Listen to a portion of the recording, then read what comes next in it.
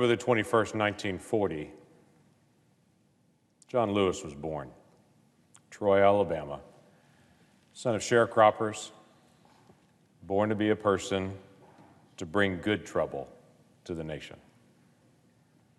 Grew up on his family's farm, attended segregated public schools in Pike County, Alabama. As a young boy, he was inspired by the activism that surrounded him in Montgomery bus boycott and the works of a leader named Reverend Martin Dr. Luther King, Jr. He attended Fisk University, and he organized sit-in demonstrations at segregated lunch counters in Nashville, Tennessee. And in 1961, he started participating in freedom rides.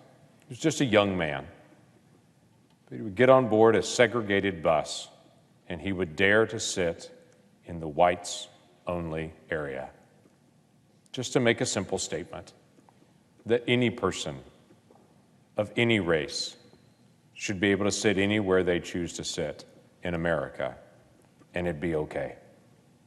He literally risked his life just riding on a bus in the wrong seat. Became best known in 1963 when he helped organize the March on Washington. He was part of what they called the Big Six in the civil rights movement. It was nationally recognized, and we lose track of the fact in 1963, when he was one of the keynote speakers in the March on Washington, he stood in front of the Lincoln Memorial at 23 years old. His focus on nonviolent protest, his focus on training people on how to be able to speak out for what is just and for what was right, his focus on challenging people to rethink justice and to be able to see all people created in the image of God, all people equal, was a message that our nation needed to hear, and was a nation he delivered over and over again. From his youngest days, he brought good trouble, as he said it, to our nation, to awaken us. He led 600 peaceful, orderly protesters across the Edmund Pettus Bridge in Selma, Alabama on March the 7th, 1965. They were going to march from Selma to Montgomery to demonstrate the need for voting rights changes in the state of Alabama, but Alabama state troopers met them there in what is known as Bloody Sunday, as he and other peaceful protesters simply marching were attacked, were beaten for doing what's just. It was a telling thing for John Lewis's body this past week to cross that historic bridge one last time.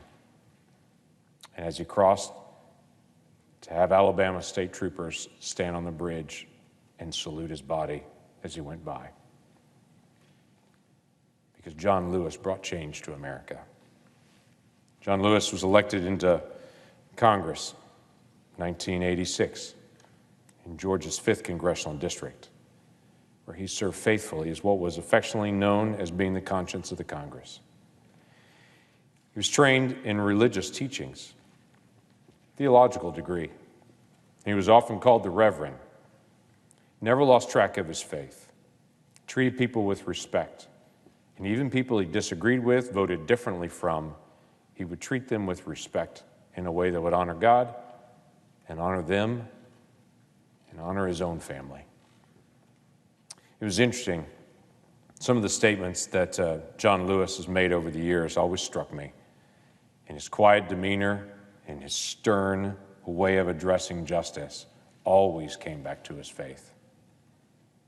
The statement that he made really sticks with me when he made the statement in 2004, and he said, "I'm deeply concerned that many people today fail to realize that the movement was built on deep-seated religious convictions, and the movement grew out of a sense of faith, faith in God, faith in one's fellow human beings.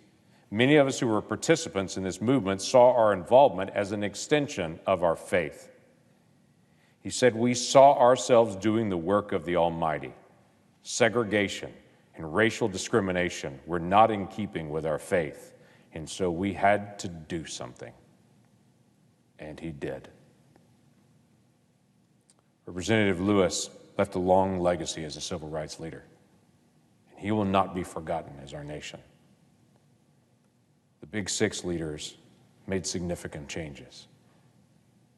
And I think about those changes that he saw just in his lifetime, and the changes that he personally was engaged in making in our nation.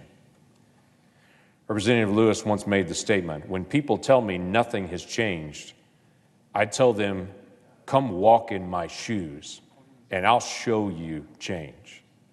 Because Representative Lewis, just in his lifetime, in the battles that he fought and led and changed segregated schools in America, took away segregated water fountains in America, took away segregated movie theaters in America, took away segregated public transport in America, changed how people applied for jobs, got jobs, enjoyed their jobs, changed the opportunities for a person being able to live wherever they wanted to live in America, changed even how we vote in giving equal access for every American to be able to get to the ballot and vote. That is just in John Lewis's lifetime.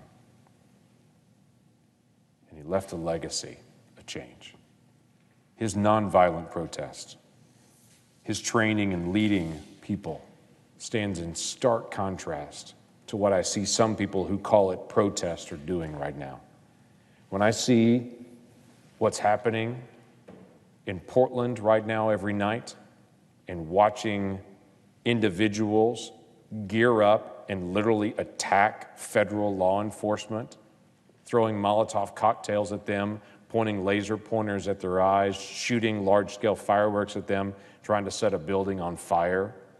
When I watch that and those individuals try to say they're protesting for judgment, they're not protesting for what's just.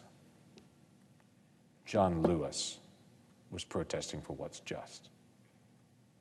John Lewis made the change in America and led a nation and led a generation, even as a young 23-year-old man, to do the right thing the right way.